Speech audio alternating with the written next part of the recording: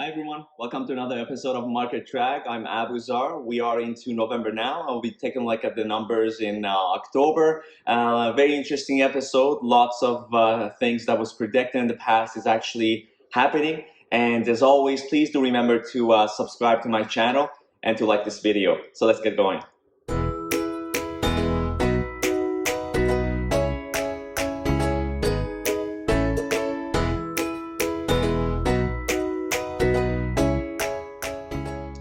Okay, so a lot of things happening. I think we're seeing lots of change in the market happening in the past few weeks. We had a surge of inventory coming in specific categories, townhomes and bungalows and so on. And I feel and I see that things are starting to change.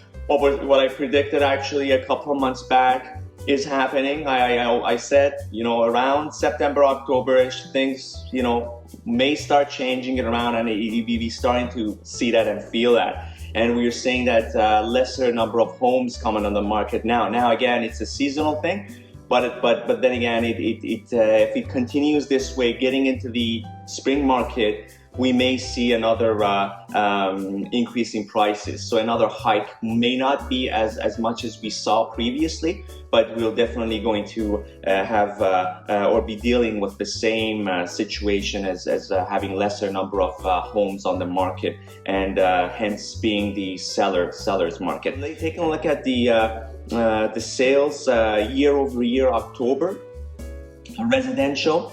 In 2021, we had 1,263 units sold versus 1,653 in 2020. So that is a drop of almost 24%. And total sales volume in 2021 was lesser, 904,785,981. versus 995,581,603. So that's a drop of 9% in sales volume, and it's relative to the number of sales, obviously. The average sales is very important to take a look at. In 2021, for the category of residential, we were looking at 716,000 approximately, versus 2020, October year over year, 602,000. So that's an increase of almost 19%.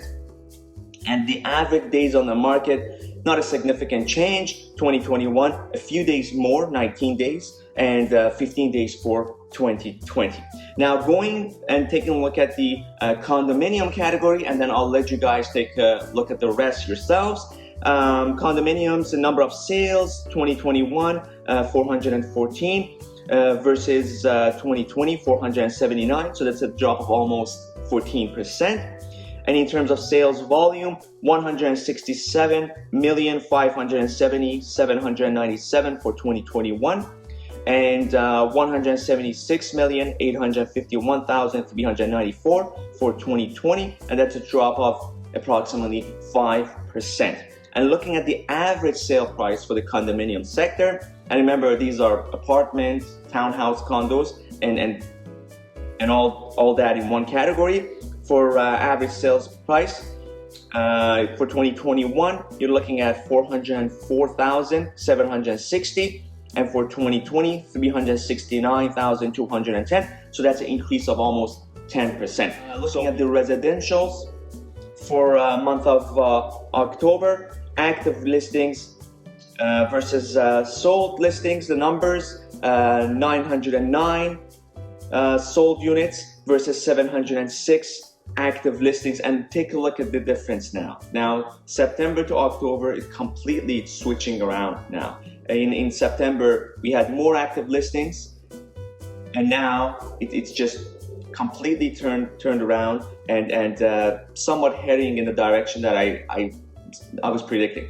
So looking at the year before, not as drastic as the year before, because we had about 1,147 sold units, where there were 797 active listings. But again, forming or following the similar pattern as before.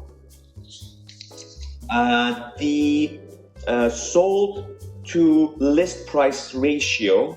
So we were, very high. Again, average sale price, you remember, has gone up. So this is considering all that. We're pretty much going on asking, slightly higher in October, almost 101% compared to the month before. And year over year, we're pretty much slightly less, 103.7% October of last year, 2020.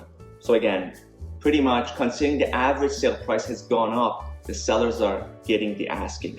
Let's take a look at the average sale price for the residential category. Now, here's the trend that you guys have to keep track of, which is interesting. Normally, we have a lot of homes coming on the market. Again, stays, and this is the trend that we've been seeing in the recent months, pretty much. Buyers on the sideline, whatever the case may be, they see a lot of options out there. They go at it. Multiple biddings start happening, and the lower average price, because of the larger inventory we have, all of a sudden changes. So people start bidding on properties, all the inventory gets taken up, and essentially due to the lack of inventory, you start seeing the average sales price going up. And this is what I believe is happening here for the month of October. So we have about 765,000, lower than the month before, but I think we'll start seeing a hike after this because of what we'll see. So year over year, we're still significantly higher, almost $100,000 above last October is the average sale price of 663 versus what we have now. Now, taking a look at the days on the market, no significant change really, slightly higher. So 16 days for a home to sell on average versus 12 days. And again, that's dropping, and that's telling me something's happening here. So when I'm going from the 18 days of the previous month, September, going to 16 days, and if this trend starts happening, then this is an indication that demand is going up. So let's take a look at the condominium market. Very interesting as well. And as I said before, condos are more of a balanced market. But looking at the October 2021 versus the previous year, we had 389 sold units and 469 active listings. And look at the difference between the previous month. So significant drop in the number of active listings. And the demand is changing here as well. And looking over year, October 2020, we had 455 sold units and 588 active listings. And this year we have lesser inventory. Now, again, seasons must be taken into factor as we move towards, a more of a normalized lifestyle. But again, it's interesting because what I'm seeing in general may not be as seasonal as you might think. Okay, so looking at the sold price to original price ratio, so you got 99.2%, so slightly less than asking. Average sale for condos has gone up as well. We'll take a look. But we're looking at almost asking. And that was pretty much the case last October.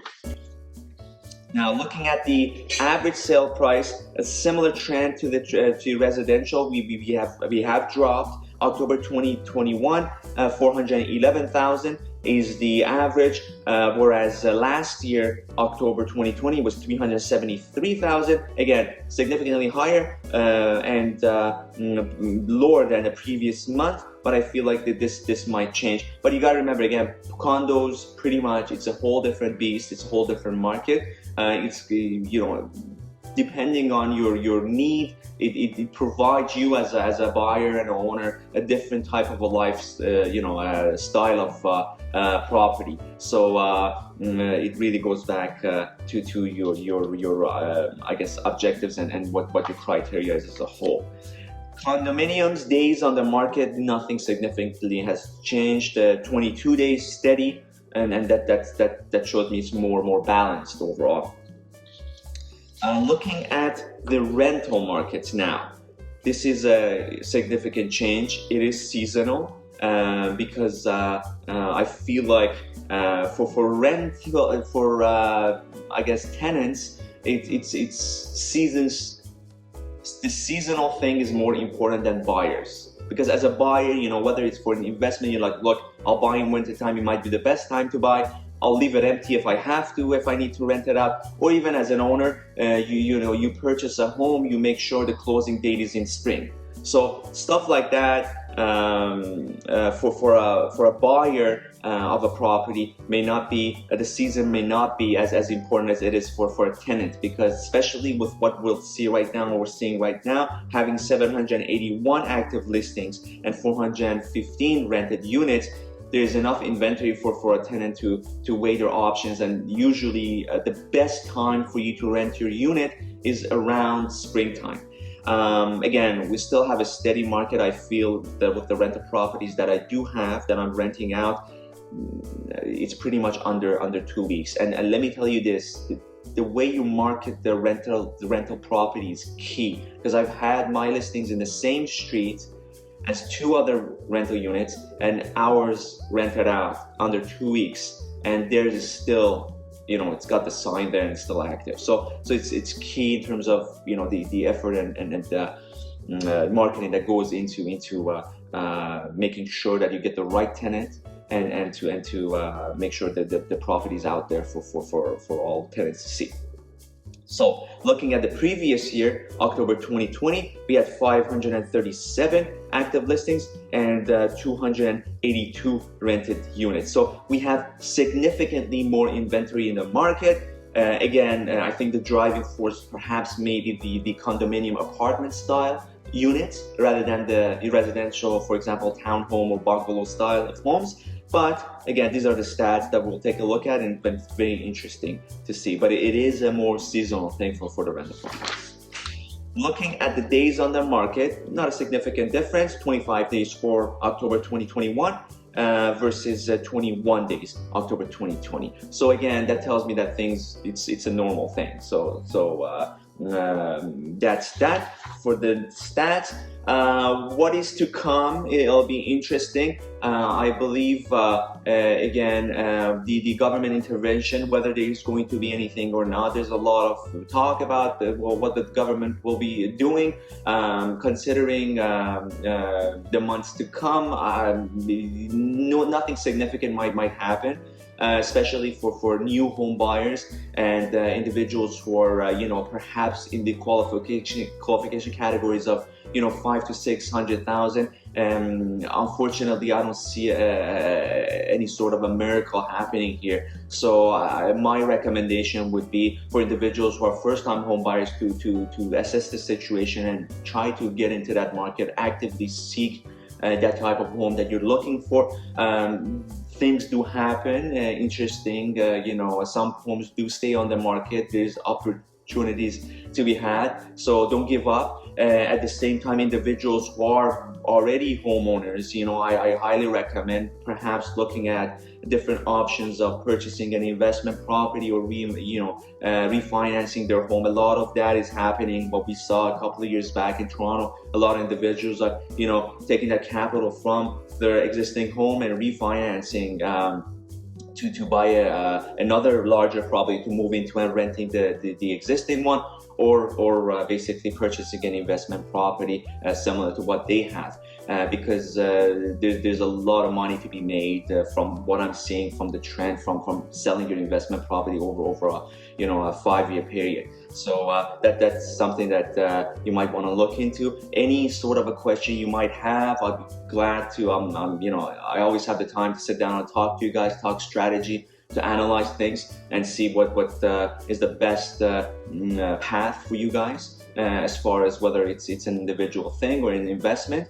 And as always, please do remember to subscribe to my channel and to like my video, and I'll hope to see you guys in the next episode. Take care. Bye.